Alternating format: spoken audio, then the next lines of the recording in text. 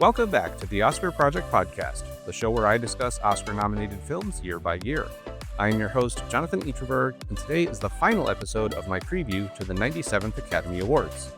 I'm joined once again by Maria Banson from the Brunello Bombshell newsletter, and we will be discussing all 10 films nominated for Best Picture this year. If you missed any of the episodes where I covered all 22 other categories, you can find them in this feed. And don't forget to leave a rating and review in Apple Podcasts or Spotify so you can help more movie lovers find the show. Well, Maria, welcome back to the podcast. Hi, thanks for having me back. And you were just on 2 weeks ago, as far as when the episode released, talking about Seventh Heaven, but we actually recorded that, I think, back in mid-January, so it's been a while. It's good to talk to you again. Yes, absolutely. It's been really fun to follow along as award season's been heating up with you, so it's great to chat with you again. Well, instead of focusing on just one movie today, we are covering 10, so we're going to have to get through them a little bit faster this time. As a reminder to those listening, the nominees for Best Picture at the 97th Academy Awards are as follows: Anora, The Brutalist, A Complete Unknown, Conclave, Dune Part 2, Emilia Pérez, I'm Still Here, Nickel Boys, The Substance, and Wicked. So I think we'll just take them in alphabetical order like I just listed them. So let's kick things off with Anora. Anora is probably everyone's popular favorite to win right now, although admittedly this has been a season without a frontrunner for a long time. Anora really made its splash at Cannes about May last year, late May, early June, is that about right? And from there has kind of gone on a quiet tear, just worming its way into people's hearts as a Pretty Woman update for a very 21st century audience. Yeah, that's very well said, very well summarized. And I think it is kind of, I get that feeling that it is the front runner at this point. We'll talk about our kind of who will win, who should win later on at the very end when we wrap up. But I think this has got a very strong case in both of those categories for me, not to tip my hand too much. One of the things I really liked about this is how it's funny, it's dramatic, it's got great performances pretty much across the board. It's got a little bit of everything, which I think is important for, a film like this. I agree. It appeals to a wider swath of people than the subject would lead you to believe. However, with Emma Stone pulling out kind of an upset win with a very sexually explicit role in Best Actress last year, I think there is a way for a lot of spoilers in various categories. The way that Anora's been coming up lately in terms of smaller guild awards with the Directors Guild and the Producers Guild Award, which were held 5 minutes away from each other on the same night in Los Angeles. There's obviously a big overlap in crowds, which is why those two guilds tend to hold their awards ceremony on the same night. But rumor has it that PGA ran so long that a lot of the DGA crowd started to filter into PGA like maybe 2/3 into the ceremony. And the entire room stopped when Sean Baker rolled in with his crew, hearing the news that Sean Baker had won the DGA award. Yeah, I think that definitely lends we already talked about director on here. I think he's kind of the front runner there, but I definitely think this has a strong case for winning Best Picture. Like I said, it appeals to a bunch of different audience segments, and you wouldn't necessarily think that based on the subject matter.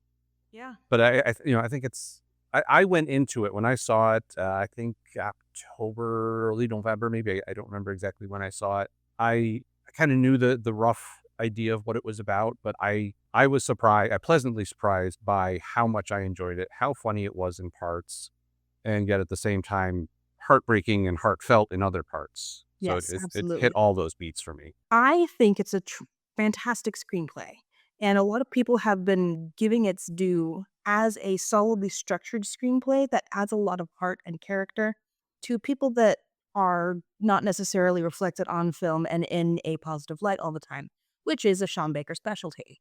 My hot take is that Sean Baker is a very talented screenwriter who happens to be an even better director. Yeah, I like that one.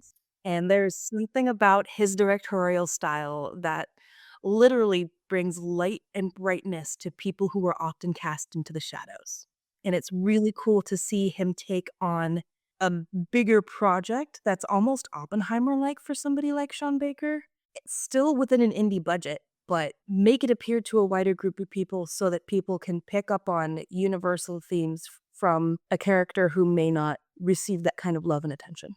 Yeah, absolutely. And I also like too that most of the cast in this are relative newcomers or unknowns. Obviously, Mikey Madison's been in a few things, but this is obviously her big breakout moment. My personal favorite, Yura Borisov, who plays Igor, the henchman who kind of has the heart of gold at the end. He's my personal favorite. I know he's probably not going to win the best supporting actor, but I was so happy to see him get a nomination for that. You are not alone. This in a movie chock full of fantastic supporting actor performances, Yura Borisov really stands out as the strong, silent type who is saying everything with his eyes, and it's magical to Absolutely. watch him on screen. Absolutely. There's plenty more to say on Anora, but I do want to keep things moving. So let's move on to the Brutalist and talk about that for a little bit. Obviously, we get a much different type of film than what we were just talking about with the story of Laszlo Toth, the architect, immigrates to the United States, and we get to kind of see his life progress over 20 or 30 years. I can't remember exactly what the time frame is. Obviously, it's a lot has been talked about this in terms of the length, 3.5 hours, the little AI controversy that they ran into a few weeks ago or a month ago or so. What are your thoughts on this massive, massive film? This is a choosy film. I've been finding that audiences are very divided on this. There are people who are absolutely enraptured with this and everything that it has to say. There are people who want 3.5 hours back. I'm going to leave my personal biases at the door here and say, from a really objective point of view, that the tide has kind of turned against the brutalist. It's not necessarily true Oscar villain at this point, but the AI controversy has started up a lot of conversations about how that is to be used in films, so far as to go, as the Academy has said, we're going to check for AI before we get submissions going forward. I think the AI news that came out pretty soon after nominations were announced on January 23rd bit The Brutalist hard at a time when they really needed good press. The Brutalist came out, it was a Christmas release, and pretty much as soon as it was released, people were not high on Felicity Jones as a supporting actress because people weren't realizing that there was an intermission in the movie. And people were generally saying that the first half was better than the second, and Felicity Jones only appears in the second half.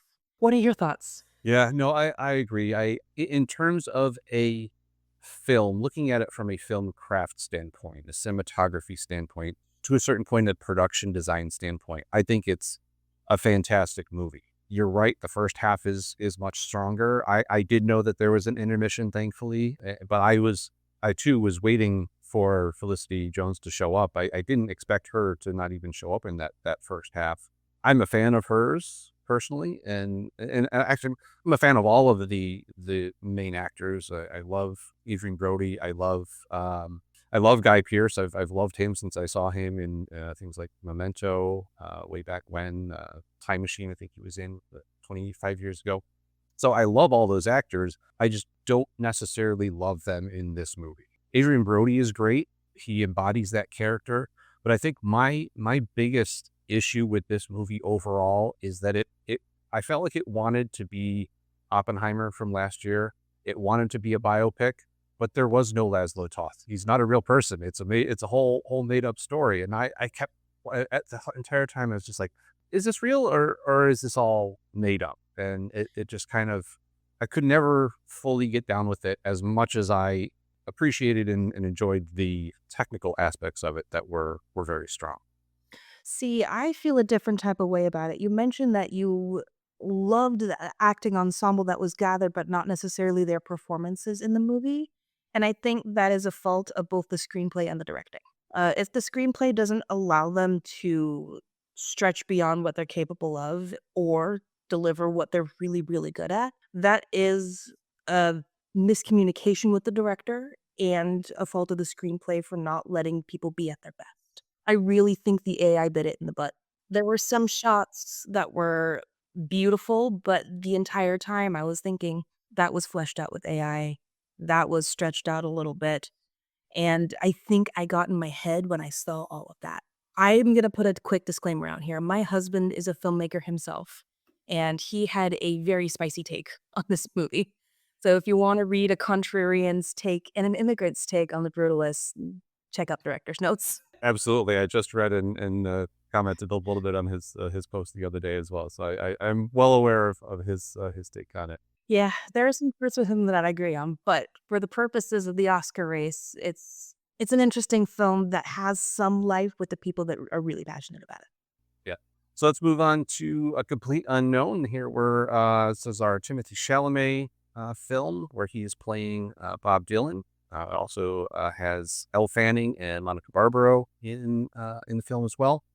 I believe Monica Barbaro is also nominated for supporting actor here. So a couple nominations in the acting categories. I was actually a bit surprised by how many nominations this did get across the board. Obviously, there's some good portrayals here. I actually haven't seen the film yet personally, but I've heard good things about Chalamet and Monica Barbaro as well in those roles. Don't get duped by the trailer. That trailer was something out of a Shakespeare historical comedy farce, and I went into the movie thinking that this is gonna be a bloated biopic that kinda makes a mockery of Bob Dylan, and that was not the experience I had watching the film at all. So I would like to have a word with that trailer editor if they don't mind. James Mangold is one of those directors that, for better or for worse, feels like a well-oiled machine when he puts together a movie. And to take that approach with a biopic is something that he's done with success before with Walk the Line. Admittedly, this is not Walk the Line, and you have just a little bit more of a likable character to follow here. It's a beautiful screenplay. I do agree that it may have overperformed in some people's minds in nominations, but it has really found its audience. A Complete Unknown was one of those movies that people were waiting and waiting and waiting to see. Even when it came to a Christmas release, there weren't a lot of screeners available and there weren't a lot of screening events because people wanted to keep it under wraps as much as possible, which in the end, I think worked for the movie because it's fresher on people's minds. You don't have to go all the way back to April or May or even early October for some of these releases. A Complete Unknown is still fresh in people's mind and saying, hey, Monica Barbaro really showed up and showed out as Joan Baez, and she was right there with Timothy Chalamet, who gave a career-defining performance as Bob Dylan. Yeah, again, I haven't seen it, but definitely is right at the top of my list. I know it's going to be coming to some services soon. Not sure if there's anything screening in my area right now, but glad to hear that the trailer doesn't quite do it justice and that it's better than that trailer shows. Yeah, absolutely. So let's move on to Conclave is next in our alphabetical list. I think this one is my favorite in terms of the overall look of the film, the production design, the costumes of the various cardinals in this conclave, the way they've recreated the Sistine Chapel and all the parts of the Vatican. I mean, all that stuff is incredible architecture to begin with, but recreating it and seeing it on a big screen like this was wonderful. So, what are your thoughts on Conclave? I have a soft spot for this movie in so many different areas of my life. It is a really faithful adaptation of a book that swerves when it needs to and is handsomely mounted and directed. I will never be over the fact that Stefan Fontaine was not nominated for cinematography for this movie because it is stunning. I am a lifelong Catholic, and I have worked for the church before, and I can confirm that a lot of the personality types that you see is very Real Housewives of the Vatican. That is very much what working at a church feels like. Up to and including Isabella Rossellini's mic drop 6 minutes on screen. Yes. Yeah, she was one of my favorite parts. I mean, the entire cast is stacked from Ray Fiennes in the lead role. I loved Stanley Tucci in his role as well. You mentioned Isabella Rossellini. I also like Carlos Diaz, I think is his name, who plays Cardinal Benitez, the one who's kind of the outsider that nobody really knows about. I thought he was fantastic in that role. Sounds like you read the book, which I did as well, and I agree that it was very faithfully adapted, but also changed things where appropriate, and it made sense, which isn't always the case when you adapt a blockbuster book like this. Yeah, especially a long book. I will say this, going back to one of the reasons why that production design and everything on screen is so visually stunning is that when I was younger, I was taught that everything in the Catholic Church has layers depending on where you are in your faith. So there are some things that you can appreciate as a child, and then when you see the same things over and over and over again, you start learning different lessons based on where you are in your life. And I feel like that approach is it kind of explains Conclave's rewatchability factor. You, on the surface, see 200 red cassocks in that same beautiful crushed velvet that shows up so nicely on screen, but the costume design and how meticulous it is to get 200 red cassocks fitted to different men of different ages and very different sizes takes so much work behind the scenes. My goodness, the Conclave costumes are some of my faves. Yeah, yeah, and I also like the fact, speaking of those costumes, that they're in general, they're all the same, but there's several of them that show up periodically that are very unique to the area of the world where a specific cardinal comes from, Mhm. and so there's a little bit of personalization or cultural influences in there, which I really liked to see, and I don't think we would have gotten that had this film been made 20 or even 30 years ago. I agree. I'm hopeful that this one, I don't think it's gonna get, Best Picture, but I'm hopeful that we get a couple of wins in other categories for this one. Yeah, it seems to be the technical juggernaut of the year. Although, the movie we're gonna talk about next. Yep, our next one could also, be the spoiler in there as well, and that's Dune Part 2. Again, you mentioned a few minutes ago not having to think back, almost a year in this case, to when Dune came out, I think in early to mid-March, of last year. Obviously, it's a sequel. The first part, a couple years ago, did very well in a lot of those technical categories. It's one of those things where do people discount it a little bit in the visual effects, the sound, the editing, all of that stuff because it did so well in those categories a couple of years ago with the first installment? Or is it just that it's still that good, it's still that impressive when it comes to those categories that it does well again? I don't know the answer to that, but we'll have to wait and see on Sunday what happens. I think that's got Lord of the Rings bias to it too, and it's not helping. Having the announcement that it was a sequel, I think not only hurt the first part's chances at, like, sweeping some major awards, but it prevented Dune from showing up in categories where it probably should have been nominated. At the same time, everybody now knows that the 3rd Dune movie is gonna start shooting this summer. So audiences are gonna be prepared for what is likely going to be a late 2026, early 2027 release. And I have a feeling that will fall very much into the Return of the King pattern, where especially snubs like Denis Villeneuve will rightfully get their due further down the line. Yeah, I'm interested to see how that one does because just because this one being kind of the culmination of the original, the first original Dune book, I don't feel personally like it's going to have as much of a Return of the King vibe, and I am wondering if it's just because I think most people have or more people have read the first book, obviously with these two movies coming out, than I think have read the rest of the Dune. There's, I think, 6 that Frank Herbert wrote, and then there's been, half a dozen more, in the years since. I don't know. I hope you're right. I hope it does get recognized, but I worry that it's a diminishing returns kind of situation with this one, that the further we get from that original story, the harder it is gonna be for it to get recognized by the Academy. Do you feel like length is working against it here too? I mean, we haven't really said anything about it because of The Brutalist, but I mean, it's in comparison to The Brutalist, it's a it's a short film. I don't remember being annoyed by its length when I saw okay. it. I was into it, and I think it's one of those things where if they had tried to make it as one film rather than two and made it 3.5 hours long or 4 hours long, even something like that, with an intermission if you want to, that would have felt too much. But by splitting it into the two films, I think each piece makes a little bit more sense. Yeah. I marathoned part 1 and part 2 because I had never seen part 1 up until this year.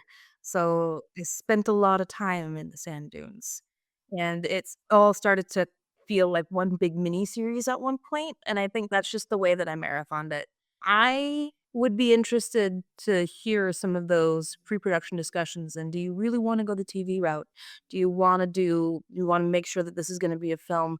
I think there is enough beautiful technical stuff happening that the Best Picture nod is warranted, even for this, but I think this Dune franchise will forever be known as a barrier-breaking tech film, a lot like Yeah. Star Wars was.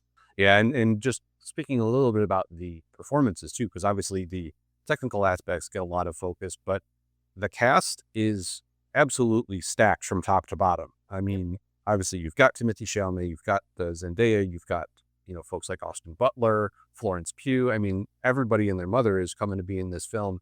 And in a way, I like seeing all those people, but also in a way, I wish some of it had been, let's find some new faces that people don't know that fit these characters so that it's not just kind of a celebrity parade throughout the whole movie. They're all great actors. Again, kind of like I was talking about with The Brutalist. I love everyone in this film, but not sure they were necessarily always the right choices just because of how big some of the names were. I am inclined to agree. I think I remember talking to my husband in the middle of part 2 and looking over and saying, "I love Christopher Walken, but I don't know if he fits in this universe." Yeah. Yeah, and that was my same feeling with Florence Pugh. I love her as an actor. I love everything she's done recently, but it felt like it was just trying to bring in the fans of her into this franchise, from Midsommar or, other things that she's been in. That's fair.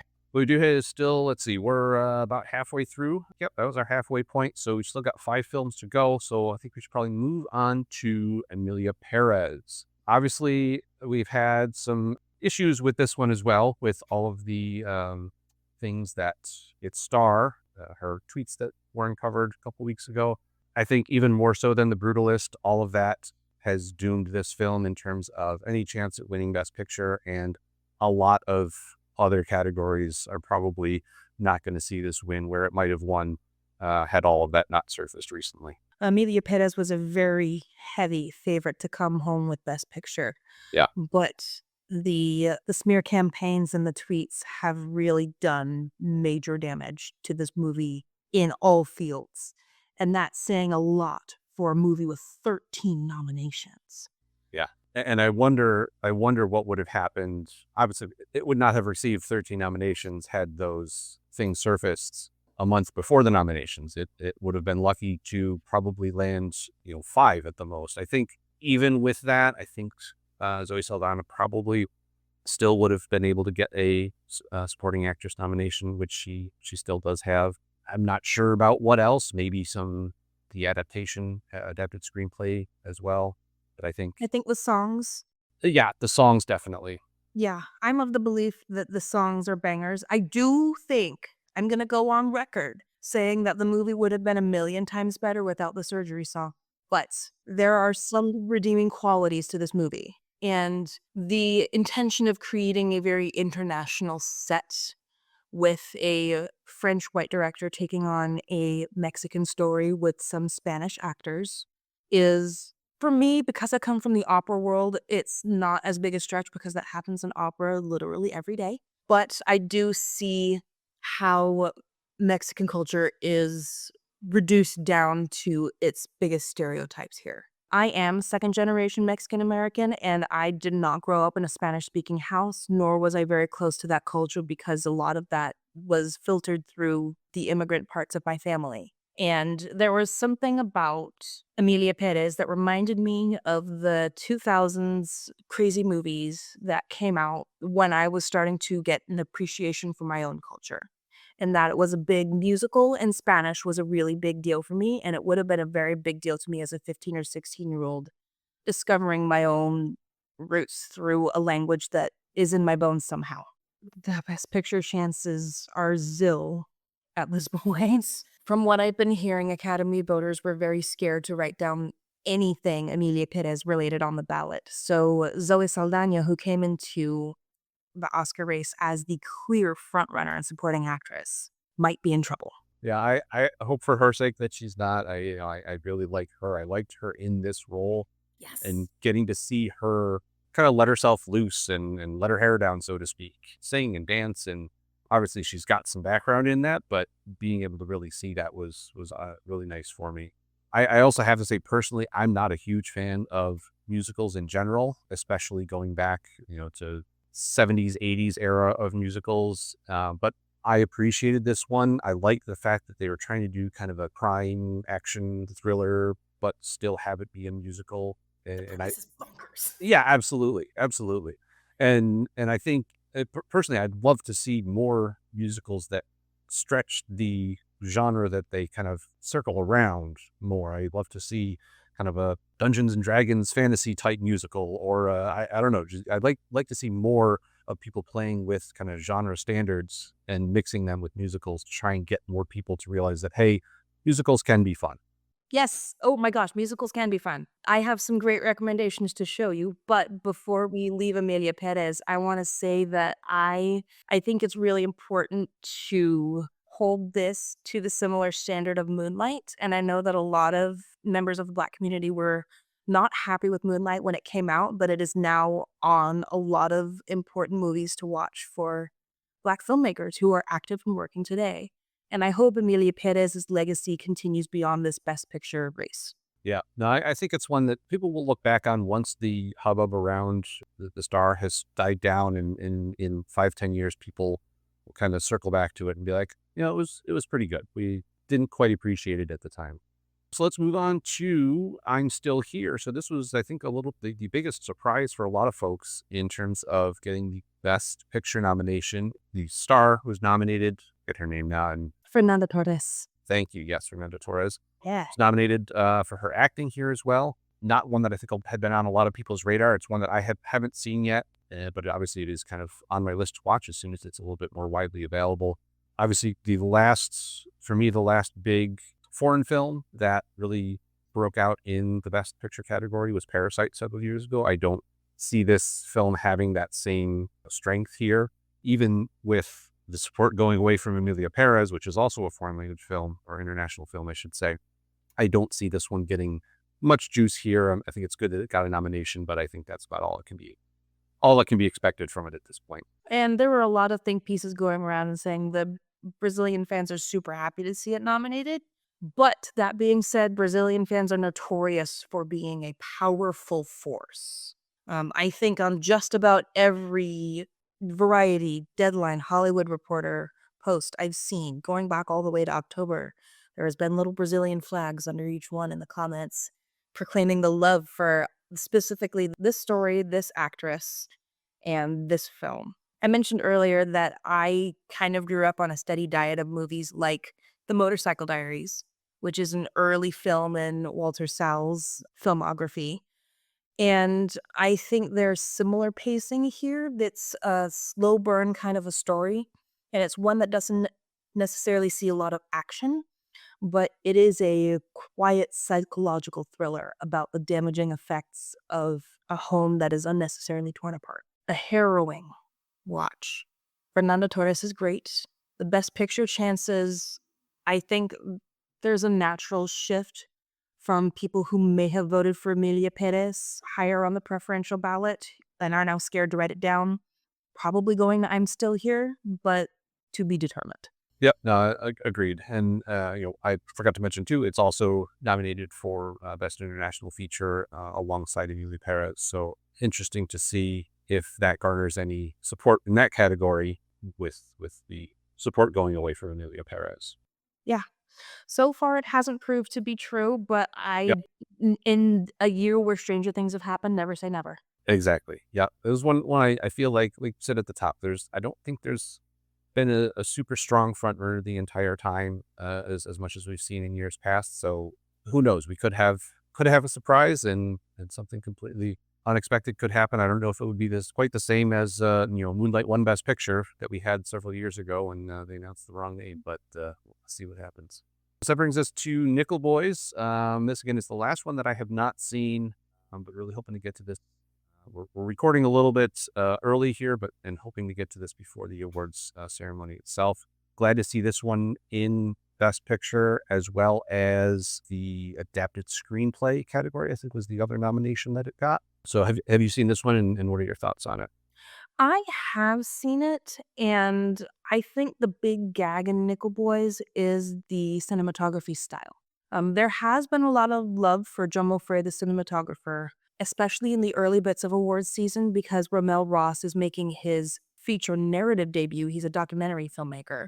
That combined with the cinematography style sets up a really interesting POV from a story that a lot of people may not have heard before, but can kind of read between the lines and see what happens. I have not read the Colson Whitehead novel before. I might be interested in going back and taking a look at it just because the film is so prescriptive in the way that it takes a view on the world. The major criticism for Nickel Boys that I kind of agree with is that once you've seen the first 20 minutes, you kind of know the gig. So once you see the cinematography style and you appreciate it for what it is, you kind of have an idea for what the rest of the film is going to look like, up to and including the famous bus scene, which is the image that Nickel Boys is now associated with the two boys looking up into Looking up, the. yeah. Yeah. I think there are some standout performances from some young actors here that I would be really interested in seeing work again. I feel like this is kind of my holdovers for the year in which Dominic Sessa really popped out. I would be really interested to seeing what these two young actors get up to next. And again, I think this is a legacy movie that doesn't necessarily give into the tragedy porn of it all, or at least skirts the idea or skirts the harrowing visuals away from people, but definitely gets its point across and raising stakes in a way that doesn't necessarily exploit actors or situations. This is going to be one of those movies alongside Moonlight that will tell of the specifically African American experience throughout time, that I'm interested to see how it falls into the catalog of other Academy nominated movies. Yeah, it will be interested. I like that you mentioned that poster image that everybody is seeing. Anyone who's seen anything about this movie has seen that picture of the two boys looking up. So I'll be interested to see this. I think it's coming to streaming, premium streaming, where I have to buy it or rent it in a couple of weeks. So hopefully be able to get that in before the awards ceremony.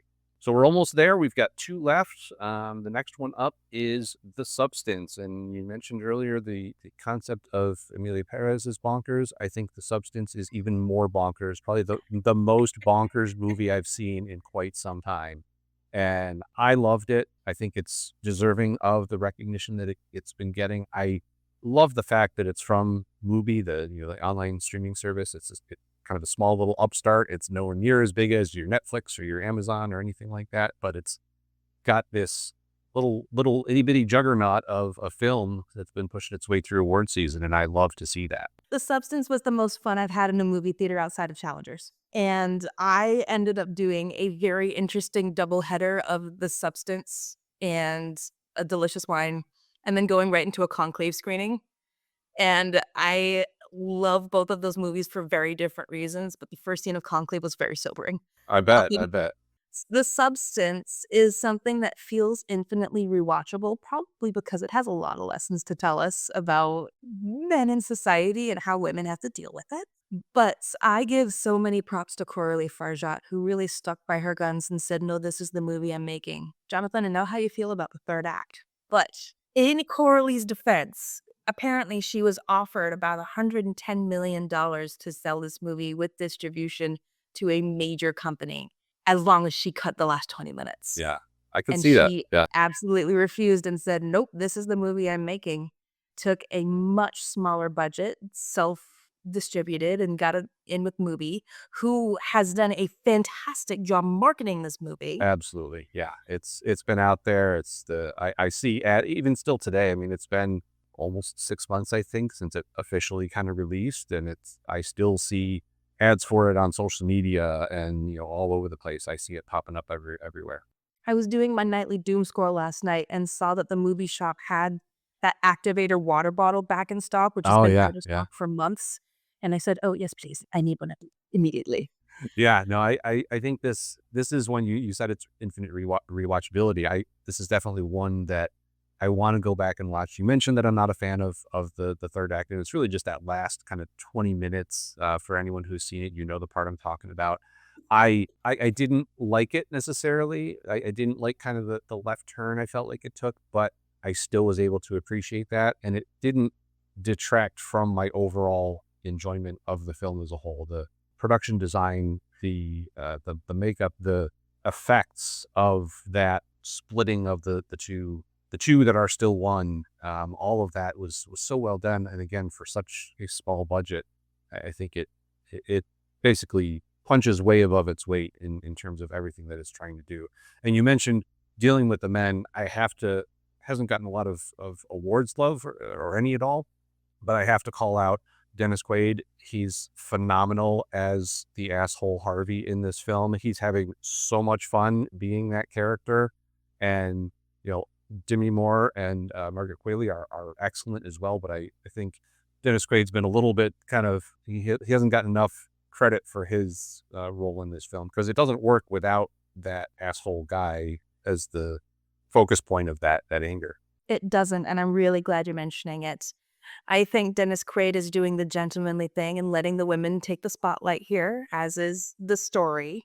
But I completely agree. Dennis Quaid is taking a very new, fun step in his career after playing everybody's dad in the 90s. And taking this hard left turn into some really fun physical comedy is a great new twist for him. I will say, going back to a movie that we've already talked about, there was a lot of hype around The Brutalist for having to come in on a $10 million budget. Now that we know that part of that $10 million was allotted to AI, it's really fun to see the substance on a significantly reduced budget come in, punch above its weight, and still have a very intentional way of telling the story with things on screen. Also, that screenplay is tight.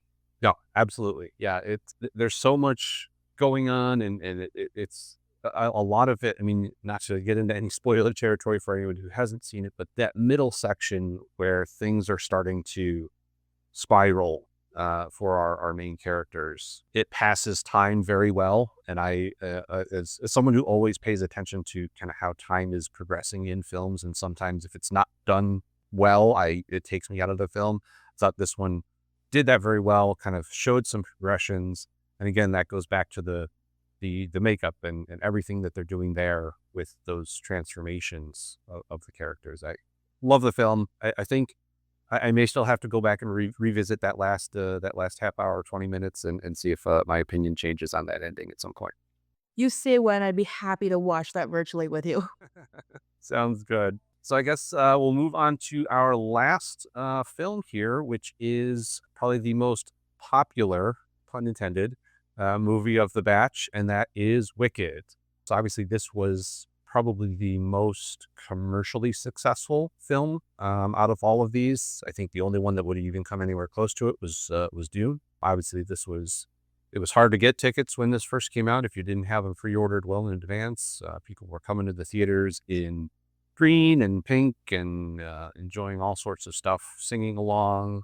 What were your thoughts on Wicked? Were you looking forward to it as much as a lot of folks were? I've been looking forward to it since the cast was announced. I am a musical theater girl, and I love this world. Wicked is one of those generational musicals that has a lot of appeal to people my age and younger. But the way that John M. Chu treated it as a cinema blockbuster and something that honors the book and the very famous 1939 Wizard of Oz movie is touching to see. John M. Chu has a very special talent for tipping his hat to those who have gone before him and saying, "Thank you, I'm gonna do things my own way now." The casting of Ariana Grande and Cynthia Erivo as the two leads is inspired and informs the film in a way that is very different from any national tour or the original Broadway production, and tells a new story that can only be done on film, and for that, I'm grateful. I think it's a true cinematic achievement in capital letters. I agree. I think it's hard to compare it to the original 1939 Wizard of Oz, because obviously that was groundbreaking for a whole other set of reasons, and we've lived with that for 80 something years at this point. But I definitely, to your point, it does a good job of paying homage to what came before it, but also still being new, being different. The one thing I do worry about with this is, will it suffer because it is part one of two. Going back to our conversation about Dune and kind of going back to Lord of the Rings, will it not get quite as many wins here because people are waiting to see what happens with part two? Are they going to give it the credit once the whole thing has been released? So that's my one concern generally for this film in terms of the Oscars. I was a little bit surprised that both Ariana Grande and Cynthia Erivo got nominated for Best Actress and Best Supporting Actress. I liked seeing that, but I was a little bit surprised that both of them got nominated there. Which one was the surprise for you? For me, the surprise was more Ariana Grande. I thought Cynthia Erivo was definitely more apt to get nominated. Again, which is not to say that Grande isn't deserving. I was just expected to see one get nominated, and I expected that one to be Cynthia. Okay. I have two minds on Wicked's overall potential, both in this year, but specifically about the acting races. Because the movie that was released in 2024 was truly part one of the musical, there's a lot of room to grow when Wicked for Good comes out later this year. Act 1 in the musical is very Glinda heavy, and Act 2 in the musical is very Elphaba heavy. I think Cynthia Erivo's chances of winning will go up next year. I'm glad to see that both of them were nominated this year. I have a feeling Ariana might get nominated again next year, especially if she does not take home Oscar this year. But Wicked has always marketed those two as a package. With Cynthia going into lead and Ariana righting the wrong of the 2005 Tony Awards and going into supporting actress rather than lead, it forces the package deal to continue to truck right along. If the Zoe Saldana supremacy implodes, Ariana Grande stands a really great chance Yeah. at coming No, I home think with an that's an Oscar. excellent point. And Yeah. I hadn't thought about that. I think she's got a better chance, especially with the issues with Emilia Pérez, than does Cynthia. I think Cynthia Erivo's got more remaining competition in that category without Emilia Pérez than does Ariana Grande. I'm very interested to see if this has a chance of winning Best Picture. I think we've talked about all 10 films up to this point, and I guess we'll get into who we think will win, who we think should win, and anything that we would have added to this list. But before we get to that, I'm interested to see if this quote unquote popular film that audiences have flocked to so much is able to kind of carry that and win the Best Picture race above some of these less seen films that we've already talked about. I mean, if Gladiator did it. Yep, that's true. Gladiator, Return of the King obviously did it. So there are some that do break through there. Again, we're in a year of never say never, but Wicked Part 1 is going to be a lot lighter and more accessible than For Good is going to be. But I think there's a lot of people counting on For Good being a commercial success as well that we can only know once that movie comes out. Yep, agreed. Well, we've covered all 10 films. Were there any big snubs that you want to touch on that didn't make it into this category that you would have liked to have seen in this Best Picture race this year? Sing Sing is the first thing that comes to mind. While I appreciated what Nickel Boys had going on, I think Sing Sing told a more interesting story. I have a 6 Degrees of Separation connection to Coleman Domingo and a few of the actors that were on screen on Sing Sing. And I did not know the gag of the casting until the credits rolled. And to tell an interesting, heartwarming, and life-affirming story in that way, but really leaving the best, most rewarding parts of that screenplay for the very, very last few minutes is kind of a hard way to sell a screenplay. So I understand why A24 had a difficult time marketing it. But for those that have seen the movie, they've been really passionate fans about it. Also, apparently Coleman Domingo is an absolute sweetheart who just wants to connect with people along the Oscars campaign trail and is having a great time doing it.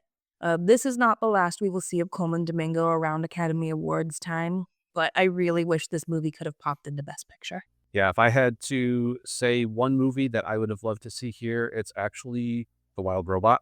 Not mad at that. I'm a dad. I've got kids, and we all went to see this, I think opening weekend or maybe a weekend after it came out at the theater. We get animated films occasionally in the Best Picture race, and I'd love to see it happen more often, especially when you've got really amazing films like The Wild Robot. It's such a touching story. And if I was going to put one more in there, I would definitely pick that as my additional Best Picture nomination. I'm not sure who I would take out, but that would be my call out for Best Picture. I would swap, even with my love for Sing Sing, I would swap the Like a Bird nomination in original song to hear Kiss the Sky on Oscars night. So shifting a little bit back to the nominated films, who do you think should win Best Picture at the 97th Academy Awards? Conclave. Conclave is your choice? Yep. What about you? I'm going to say should win is Anora. Okay. I love Conclave as well, but as a whole package, I would have to pick Anora as the top. And then, last but not least, who will win? I think it might be Anora. And Yeah. that's not something I'm mad at either. I think it's going to be Anora. At a very outside chance, I could see The Substance maybe making a run at it, but I think it's definitely going to be Anora. If you put a gun to my head, that's going to be my prediction. Excellent. Well, Maria, thank you so much for coming back on the podcast to talk about movies a second time. Remind listeners one more time where they can find your work.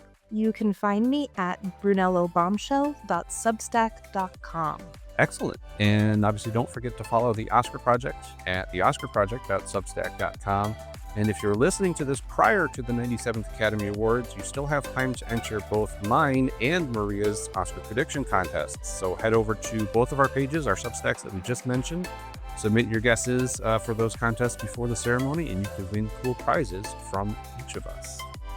I will be back after the Academy Awards with all new episodes, including a recap of this year's awards, more interviews from the world of film, and plenty more.